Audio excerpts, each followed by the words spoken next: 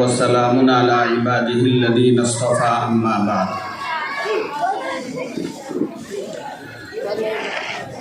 أعوذ بالله من الشيطان الرجيم بسم الله الرحمن الرحيم يا أيها الذين آمنوا قوا أنفسكم وأهليكم نارا وقودها الناس والحجارة وقال النبي صلى الله عليه وسلم كلكم راع وكلكم مسؤول عن رعيته أو كما قال عليه الصلاة والسلام۔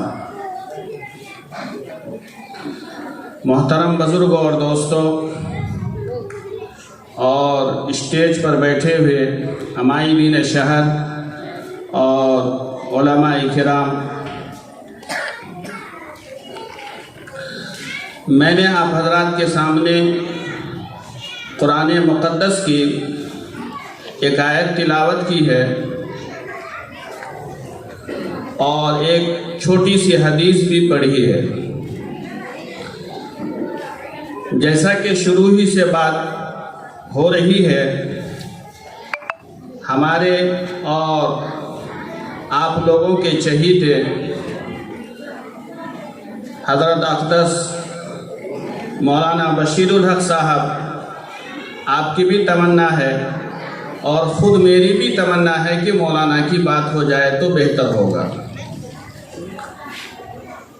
لیکن مولانا کے اصرار پر تھوڑی دیر کے لیے میں آپ حضرات کے سامنے آپ کی خدمت میں حاضر ہوا ہوں۔ میں نے جو آیت کریمہ تلاوت کی ہے اور جس حدیث کو میں نے آپ کے سامنے پیش کیا ہے، ان دونوں کی روشنی میں تھوڑی دیر تھوڑی بات کرنا چاہتا ہوں۔ قرآن کریم کی اس آیت کے اندر اللہ تعالیٰ نے فرمایا یا ایھا الذین آمنوا قوا انفسکم واہلیکم نارا، اے ایمان والو خود بھی بچو اور اپنے اہل و عیال کو اس آگ سے بچاؤ۔ اے ایمان والو خود بھی بچو اور اپنے اہل و عیال کو، بال بچوں کو، گھر والوں کو اس آگ سے بچاؤ جس کا ایندھن انسان اور درخت کو بنایا جائے گا، لکڑیوں کو بنایا جائے گا۔ اور جس حدیث کو میں نے آپ کے سامنے تلاوت کی ہے، اس کے اندر اللہ کے رسول صلی اللہ علیہ وسلم نے ارشاد فرمایا کلکم راع وکلکم مسئول عن رعیتہ، تم میں سے ہر آدمی اپنے گھر کا نگہبان ہے، تم میں سے ہر آدمی اپنے گھر کا ذمہ دار ہے، اور کل قیامت کے دن ان سے سوال کیا جائے گا، ان کی ذمہ داری کے تعلق سے سوال کیا جائے گا۔ تو میرے محترم بزرگوں اور دوستوں، آج کے حالات میں، آج کے ماحول میں ہماری اور آپ کی یہ ذمہ داری بنتی ہے کہ ہم ہمارے جو یہ چھوٹے چھوٹے بچے ہیں، ان کی ایسی تربیت کریں اور ان کو ایسا اخلاق سکھائیں اور ان کی عادت ایسی بنائیں کہ بڑے ہونے کے بعد ان کا ایمان باقی رہے اور یہ اپنے ایمان کو بچا سکیں۔ آج کل ہماری ذمہ داری بہت زیادہ ہے اور خصوصاً ہماری ماں بہنوں کی ذمہ داری زیادہ ہے، کیونکہ بچہ انہی کے گود میں پلتا ہے، بچہ انہی کی تربیت میں زیادہ وقت اپنا گزارتا ہے۔ تو ہماری ماں بہنوں کی ذمہ داری ہے کہ اپنے بچوں کی تربیت اس طریقے سے کریں کہ یہ بچہ آگے چل کر کہیں بھی چلا جائے، چاہے وہ کافروں کے جمگھٹی کے اندر چلا جائے یا دوسروں کے مجمع کے اندر چلا جائے اور اس کو مجبور کیا جائے کلمات کفر پڑھنے کے لیے، یہ بچہ وہاں سینہ تان کے کلمہ پڑھ کر کے نکل جائے اور اپنے ایمان کو بچا لے۔ یہ تربیت بہت ضروری ہے۔ اللہ کے رسول صلی اللہ علیہ وسلم نے ارشاد فرمایا ادبو اولادکم، اپنے اولاد کو ادب سکھلاؤ، اپنے اولاد کو اچھی اخلاق سکھاؤ، اپنے اولاد کو جو ہے سنت والی زندگی سکھاؤ۔ فرمایا ادبو اولادکم علی خصال ثلاث، یعنی تین باتیں، تین عادتیں ان کے اندر، تین باتوں کے بارے میں زیادہ توجہ دو۔ ایک تو قرآن کے بارے میں، اور ایک اللہ کے رسول صلی اللہ علیہ وسلم کی محبت کے بارے میں، اور ایک جو ہے آپ کے ازواج مطہرات کے بارے میں جو ہے اپنی اولاد کو سکھاؤ۔ ایک زمانہ تھا کہ ہماری ماں بہنیں اپنی اولاد کو قصے سنایا کرتی تھی۔ کیسے قصے؟ آج کل جیسے قصے نہیں سناتی تھی، بلکہ صحابہ کرام کے قصے سناتی تھی، نبیوں کے قصے سناتی تھی، اولیاء کرام کے واقعات سناتی تھی۔ لیکن آج وہ چیز ہمارے اندر سے نکل چکا ہے، کیونکہ ہماری ماں بہنوں کو فرصت ہی نہیں ہے۔ ہماری ماں بہنوں کو یہ چیز سکھانے میں آج کل شرم محسوس ہوتی ہے۔ میری ماں بہنیں، اگر آپ کی تربیت میں آپ کا اولاد اگر سدھر جاتا ہے، آپ کا اولاد جو ہے اچھی اخلاق والا بن جاتا ہے، تو یہ دنیا کے اندر بھی آپ کا نام روشن کرے گی، اور مرنے کے بعد جب آپ دنیا سے چلی جائیں گی تو یہ آپ کے لیے مغفرت کی دعائیں بھی کرے گی، یہ آپ کے لیے مغفرت کی دعائیں کریں گے، اور آپ کے درجات کو بلند کرنے کے لیے جو ہے، آپ کے مراتب کو جو ہے بلند کرنے کے لیے جو ہے، آپ کو جنت میں پہنچانے کے لیے جو ہے، یہ دنیا میں آپ کے لیے دعائیں کریں گے۔ اور اگر آپ نے اپنے بچوں کی تربیت نہیں کی اور یہ بچہ دنیا کے اندر بگڑ گیا، غلط ماحول کے اندر پڑ گیا، غلط سوسائٹی کے اندر چلا گیا، بگڑ گیا، اور ایسا بگڑا کہ بعد میں سدھارنے کے بعد بھی وہ نہ سدھرا، تو کل قیامت کے دن ہماری اور آپ کی پکڑ ہوگی۔ یہ بچہ اللہ کے سامنے جو ہے عرض کرے گا، یہ بچے جو ہے ہمارے شکایتیں کریں گے۔ قرآن کریم کے اندر اللہ تعالیٰ نے فرمایا ربنا انا اطعنا سادتنا وکبراءنا فاضلونا السبیل ربنا آتهم ضعفین من العذاب ولعنهم لعنا کبیرا۔ قرآن کریم کے اندر اللہ تعالیٰ نے فرمایا کہ یہ بچے کل قیامت کے دن جب بگڑے ہوئے حالت میں، جب یہ گنہگار ہونے کی حالت میں، مجرم کی حالت میں جب اللہ کے سامنے پیش ہوں گے، اللہ تعالیٰ سوال کریں گے تمہاری حالت ایسے کیسے ہو گئی، تم نے اپنی حالت کو اتنا کیسے بگاڑ لیا، تم غلط ماحول میں کیسے جا پہنچے؟ تو یہ شکایت کریں گے کہ اے اللہ یہ میری غلطی نہیں ہے، ہمارے بڑوں نے جو ہے ہمیں تربیت دیا، ہمیں سکھلایا، اور ہم غلط کام کرتے تھے، اس پر روک نہیں لگاتے تھے۔ وہ یہ اللہ کے سامنے شکایتیں کریں گے، اور شکایتیں کرنے کے بعد جو ہے پھر اللہ سے جو ہے یہ عرض کریں گے ربنا آتیہم ضعفین من العذاب، کہ اے اللہ میرے ماں باپ کے گناہوں میں اور زیادہ اضافہ کر دے، میرے ماں باپ کے گناہ میں، عذاب میں اور زیادہ اضافہ کر دے۔ یہ اللہ کے سامنے جو ہے یہ ہمارے اولادیں، ہمارے بچے جو ہے یہ پیش کریں گے کہ جو ہے ان کے عذاب میں، ان کے گناہوں میں اور ان کی سزاؤں میں جو ہے اور اضافہ کر دیجیے۔ تو میرے محترم بزرگوں اور دوستوں اور میری ماں بہنیں، اپنے اولاد کی تربیت کرنا اور اپنے اولاد کو نمازی بنانا، اپنے اولاد کو دیندار بنانا، اپنے اولاد کو قرآن کریم پڑھنے والا بنانا، یہ ہماری اور آپ کی ذمہ داری ہے، یہ ہماری اور آپ کی ذمہ داری ہے۔ اگر ہمارا بچہ اچھا بن گیا اور ہمارے بچے کا اخلاق جو ہے سدھر گیا، تو محلے میں ہر طرف لوگوں کی زبانوں میں جو ہے اللہ تعالیٰ اس کے چرچوں کو جاری فرما دیتے ہیں کہ فلاں محلے کے اندر جو ہے فلاں کا بچہ ہے، اس کے اخلاق بہت اچھے ہیں، اس کی عادتیں بہت اچھی ہیں، وہ جب دوسروں سے بات کرتا ہے تو بہت اچھی بات کرتا ہے۔ تو اس لیے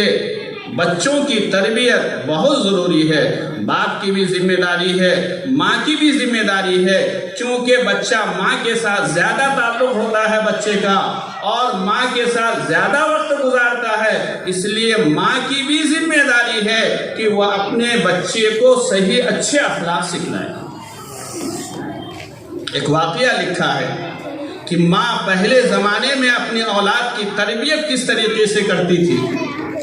آج وہ چیزیں دیکھنے کو نہیں مل رہی ہے۔ ایک واقعہ لکھا ہے افغانستان کا کہ وہاں کا جو بادشاہ تھا ان کا نام تھا دوست محمد۔